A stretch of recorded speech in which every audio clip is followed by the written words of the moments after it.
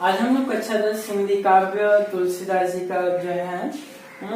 दूसरा पार्ट तुलसीदास जी का वनपथ के बारे में अध्ययन करेंगे। पिछले भी हमने कुछ सवैया का व्याख्या किया था,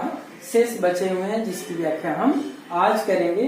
क्या यह उस समय का वर्णन है जब प्रभु रामचंद्र जी अपनी पत्नी सीता जी और लक्ष्मण जी को लेकर के वनवास के लिए जब प्रस्थान कर रहे थे, ये उसी समय का वर्णन है। जिस रास्ते से जब वे वनवास के लिए प्रस्थान करते हैं तो उस रास्ते पर जितनी भी वनवासिनी स्त्रियां हैं, सीता जी से इशारों से जो है अपने जो है शारीरिक एक्टिविटी से, भाव भंगिमा से प्रभु रामचंद्र जी का परिचय जानना चाहती हैं। तो कहती हैं स्त्रियां, वनवासिनी जो स्त्रियां हैं वो सीता जी से कहती हैं कि शीस जटा और बाहु विशाल विलोचन लाल तिरछी सी भौहें, टून सरासन बान धरे तुलसी बन मार्ग में सुठी सोहें, सादर 12 बार सुभाय चिते तुम क्यों हमरो मन मोहें, पूछती ग्राम बधू सियसो कहो सांवरी सी सखी रामरी को है। शीस जटा और बाहु विशाल, सीता जी से कहती हैं कि हे सखी, जिनके शीश पर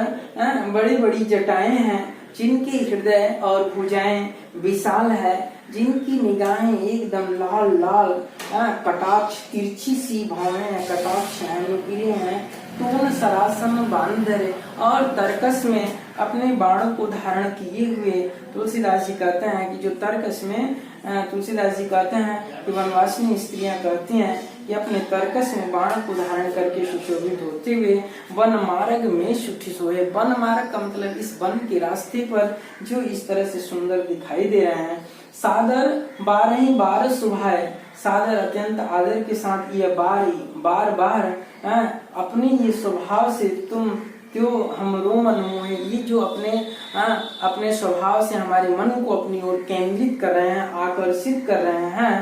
मन मोह है। पूछती ग्राम बधू शीर्षो, गांव की जो बहुएं हैं, वनवासिनी स्त्रियां हैं, वो सीता जी से पूछती हैं कि कहो सांवरे से सखी रामरी को है, कि ये सखी, ये सांवले शरीर वाले जो राजकुमार हैं, यह आपके कौन है? इस तरह से जो है पूछती हैं। फिर सीता जी उन गांव में रहने वाली बहुओं को, उन स्त्रियों को जो है उत्तर देती हैं अपने भाव भंगिमा से, अपनी निगाहों से, बिना बताए ही अपने शारीरिक एक्टिविटी से जो है वो उनको बताती हैं कि सुनी सुंदर बैन सुधार साने, सयानी है जानी की जानी भली है, तिरछे करी नयन दिसैन तिन्हें, समुझाई कछु मुस्काई चली है, तुलसी तेई अवसर सोहे सबे, अवलोकति लोचन लाहु अली है, अनुराग तड़ाग में भानु उदय, विगसी मनोमंजुल कंज कली है। सुनी सुंदर बैन सुधार सने, सुधारस अमृत,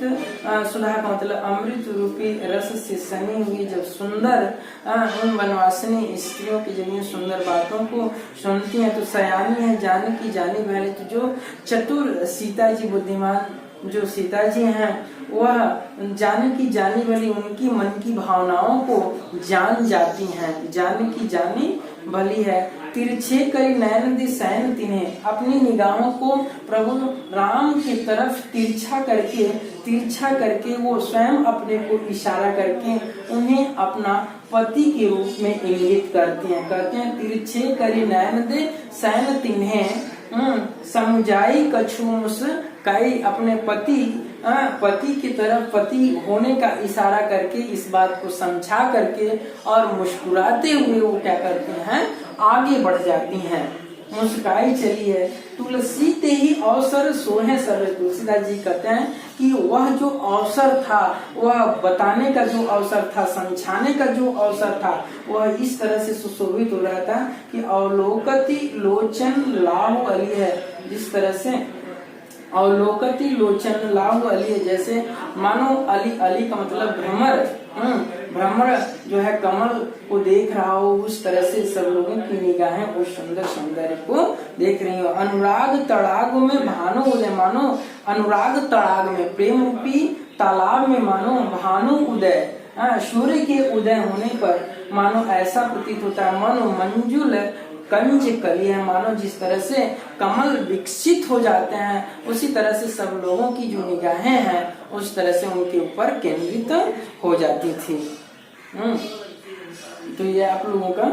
जो है वन पथ पर पूरा का पूरा ये समाप्त हो गया। तो इसमें हम छंद बता दें आपको, छंद आपका सवैया है और रस जो है श्रृंगार रस है, गुण इसमें माधुर्य है, गुण इसमें माधुर्य है, शब्द शक्ति अविधा और लक्षणा है। अवशेष जो है अब हम लोग आगे रसखान के बारे में अध्ययन करेंगे। तो नेक्स्ट वीडियो में हम आपके रसखान जी के सवैया के बारे में जो है अध्ययन करेंगे, उसकी व्याख्या देंगे। यदि तब तक आप लोग इस जो है तुलसीदास जी के बारे में स्टडी करें, अध्ययन करें। यदि कोई समस्या आपको मिलता है तो फिर तुरंत कमेंट करें, क्वेश्चन भेजिए ताकि आपकी समस्याओं का हम समाधान कर सकें।